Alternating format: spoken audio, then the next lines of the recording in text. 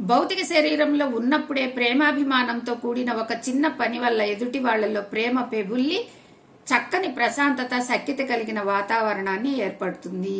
ఆశ్చర్యం కలిగించేలా సూక్ష్మలోకం భ్రమల ప్రపంచం కాబట్టి భౌతిక ప్రపంచంలో లాగా ఇక్కడ కాలం శ్రమ అవసరం ఉండదు.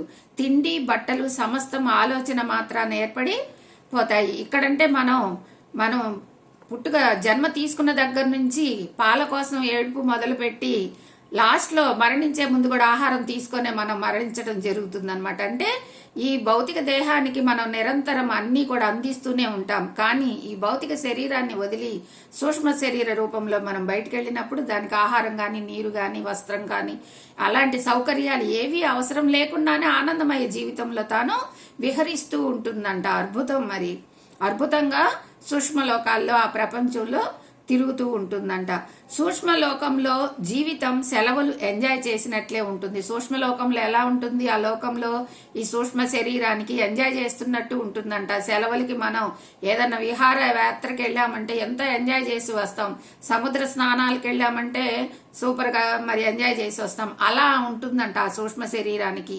మనం ఆనందంగా సంతోషంగా ఈ శరీరాన్ని వదిలినట్టయితే, అలా కాకుండా కోపంతో ద్వేషంతో కసితో ఎదుటి వాళ్ళ మీద పగతో మనం వెళ్ళినట్టయితే అవి రెట్టింపయ్యి వాళ్ళ మీద పగ తీర్చుకోవాలని అటు పైకి వెళ్లకుండా ఇటు మళ్ళీ దేహంలోకి రాలేకుండా వాళ్ళనేమి చెయ్యలేక అదంతా కూడా ఒక అసహ్యకరమైన వాతావరణంగా, అంటే ఒక నరకం మాదిరిగా తయారవుతూ ఉంటుందంట. మనకు నిజంగా ఏం చేయాలనిపిస్తే దానికి అంకితం అయిపోవచ్చు. ఎప్పుడైతే మనం ప్రశాంతమైన వాతావరణంలో ఎంజాయ్ చేస్తూ ఉన్నామో అప్పుడు ఆ మనసుకి, ఆ సూక్ష్మ శరీరానికి ఏం చేయాలి అంటే అది చేయొచ్చు అనమాట.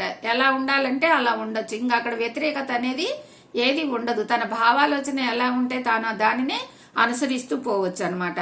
మన హాబీస్ ఏం ఉంటాయో కరువు తీరా వాటిలో మునిగిపోవచ్చు. మనకి ఎంతో ఇష్టమైన కళలన్నీ కూడా అక్కడ మనం చేయొచ్చు అనమాట. కొంతమందికి నాట్యం నేర్చుకోవాలని ఉంటుంది ఈ జన్మలో, కానీ అది కుదరకపోవచ్చు. కానీ అక్కడ సూక్ష్మ శరీర రూపంలో ఉన్నప్పుడు చక్కగా మనం అన్ని కళలను కూడా అక్కడ చేసేయొచ్చు. నాట్యం నేర్చుకోకుండానే నాట్యం చేసేయొచ్చు. లేదు సంగీతం పాడాలని ఉంటుంది ఈ జన్మలో, జన్మ తీసుకున్న దగ్గర నుంచి. కానీ ఆ సంగీతం నేర్చుకుంటానికి కుదరకపోవచ్చు. కానీ అక్కడ సంగీతం పాటలు పాడొచ్చు అనమాట. ఆటలు ఆడొచ్చు, పాటలు పాడొచ్చు, నాట్యం చేయొచ్చు. ఇంకా ఏమైనా హాబీస్, మనకి ఎలాంటి కళలు మనం ఈ శరీరంతో ఉన్నప్పుడు కళలు కన్నామో వాటన్నిటిని కూడా అక్కడ నెరవేర్చుకోవచ్చు. ఎందుకంటే భావాలోచన అక్కడ మనకు స్వతంత్రంగా ఉంటుందన్నమాట. మరింత జ్ఞానాన్ని పొందాలి అంటే తగిన సమయం లేదనో, శరీరం అలసిపోయిందనో, లేక కంటి చూపు మందకిచ్చిందనో ఇలాంటి పరిమితులు ఏవి అక్కడ ఉండవు. ఇక్కడ మనకి ఒక రోజు 1 గంట మనం నాట్యం నేర్చుకున్నా, సంగీతం నేర్చుకున్నా, లేదా ఏదన్నా క్రికెట్ అలాంటివి క్రీడలు ఏమన్నా నేర్చుకున్నా ఈ శరీరం అలసిపోవటం జరుగుతుంది. కానీ సూక్ష్మలోకంలో ఈ సూక్ష్మ శరీరానికి అలాంటి అలసట అనేది లేదు అని చెప్తున్నారు. ఎన్ని గంటలైనా ఎన్ని రోజులైనా అక్కడ అసలు కాల పరిమితే ఉండదు. మనం ఇష్టం వచ్చినంతసేపు ఎంజాయ్ చేయొచ్చు. మనం ఇష్టం వచ్చినంతసేపు సంగీత పాటలు పాడొచ్చు, నాట్యం చేసుకోవచ్చు. ఏమైనా సరే మనకు అక్కడ కాల పరిమితి అనేది లేదు. ఆనందానికి అవధులు లేవు అని చెప్పేసి చెప్పడం జరిగిందనమాట. లేక కంటి చూపు మందకిచ్చిందనో ఇలాంటి పరిమితులు ఏవి అక్కడ ఉండవు. కనపడకపోవటం అనేది కూడా ఉండదంట. అలసిపోవటానికి సూక్ష్మ శరీరంలో అవకాశమే లేదు. అసలు అలసట అనేదే ఉండదన్నమాట సూక్ష్మ శరీరానికి. ఎందుకంటే అక్కడ ఒక భౌతిక శరీరం లాగా అక్కడ చీము నెత్తురు మాంసం అలాంటి ఏవి ఉండవు. కాబట్టి ఆ సూక్ష్మ శరీరానికి ఒక కాంతిపుంజం లాగా వెలుగు మాత్రమే ఉంటుంది. కాబట్టి చాలా తేలిగ్గా ఉంటుంది. అది దూదిపించం మాదిరిగా చాలా తేలికైన పదార్థం లాగా ఎథరిక్ చుట్టుకొని ఉంటుంది. కాబట్టి చాలా అది ఆనందంగా ఎంతైనా కూడా విహరించవచ్చు అని చెప్తున్నారు. మన భౌతిక శరీరాలు నిద్రపోతూ ఉండగా మనం సూక్ష్మ శరీరాలతో సూక్ష్మలోక స్థాయిలో పనిచేస్తూ ఉంటాము. మనం ప్రతిరోజు నిద్రపోతుంటాము. మనకి ఈ శరీరం తప్పకుండా మనం ఎప్పుడైతే గాఢ నిద్రలోకి వెళ్తామో అప్పుడు ఈ సూక్ష్మ శరీరం ఈ దేహం నుండి బయటకు వచ్చి అనేక లోకాలు తిరగటం జరుగుతూ ఉంటుంది. కానీ ధ్యాన సాధన చేయని మానవుడు ఏమనుకుంటాడు, నేను కలగన్నాను అంటాడు. నేను కలలో రాత్రి కాశీకి వెళ్ళొచ్చానని చెప్తాడు.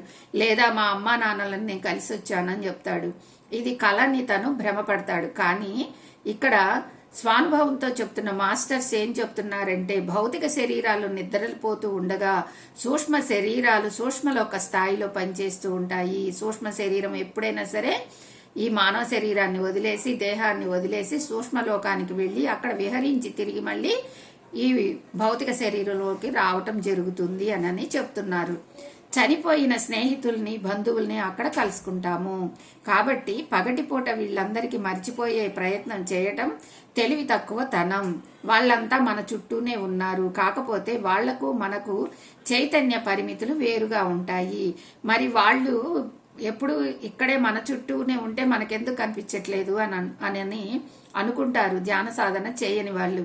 కానీ మనం ధ్యానంలో ఎప్పుడైతే కూర్చుంటామో హాస్టల్ మాస్టర్స్ అందరూ కూడా మన చుట్టూనే తిరుగుతున్నట్టుగా, మరి కొన్ని ఆత్మలన్నీ కూడా మనకు దగ్గరలోనే ఉన్నట్టుగా మనకి తెలియవస్తుంది. వాళ్ళ ఆరా మన ఆరాకి టచ్ అయ్యి ఆ పరిమితిని మనకు తెలియజేస్తూ ఉంటుంది. ఉన్నతిని వాళ్ళు వస్తున్నట్టు, తలుపులు వేసే ఉంటాయి, ఆ తలుపుల్లో నుండి వాళ్ళు వస్తున్నట్టు వెళ్తున్నట్టు అవన్నీ కూడా మనకి తెలియవస్తూ ఉంటాయి అన్నమాట. కాకపోతే వాళ్ళకి మనకి చైతన్య పరిమితులు వేరుగా ఉంటాయి, అందుకని మనకి వాళ్ళు కనిపించరు అనమాట. చాలా విధాలుగా బాధ కలిగించే విషయం ఏమిటంటే, రాత్రిళ్ళు తాము చేసే పనులు ఉదయం నిద్రలేచాక కూడా గుర్తు పెట్టుకునే వాళ్ళు బహు కొద్ది మాత్రమే. రాత్రిళ్ళు మేము అలా వెళ్ళొచ్చాం, ఇలా వెళ్ళొచ్చామని చెప్పేసి గుర్తు పెట్టుకునే వాళ్ళు చాలా తక్కువ మంది అని చెప్తున్నారు. ఎవరైనా సరే ఎక్కువగా ఏమనుకుంటాము, బాగా నిద్రపట్టింది, కళ్ళలో నేను వాళ్ళని వీళ్ళని కలిసి వచ్చాను అననే చెప్తారు. కానీ నేను ఈ భౌతిక శరీరాన్ని వదిలేసి సూక్ష్మ రూపంలో బయటికి వెళ్ళి కారణలోకాల్లో ఉన్న వారందరినీ కలిసి వచ్చాను అని కొద్ది మందే తెలుసుకుంటారు. ఆ కొద్ది మంది ఎవరు అనంటే ధ్యానులు, ధ్యాన సాధన చేసే యోగులు. వారు మాత్రమే ఈ బాహ్య దేహం లోపల సూక్ష్మ శరీరం ఉందని తెలుసుకుంటారు. అలా తెలియని వారంతా కూడా ఆ మూర్ఖంలో పడిపోయి వాళ్ళు మేము కలగన్నాము అని చెప్పేసి భ్రమపడుతూ ఉంటారనమాట. మరి ఈరోజు స్వాధ్యాయనం ఇది ఫ్రెండ్స్. మరి ఈ సూక్ష్మలోక ప్రయాణాల గురించి మరికొన్ని విశేషాలు రేపు మనం స్వాధ్యాయనంలో చదువుకుందాము. Thank you friends. Thank you.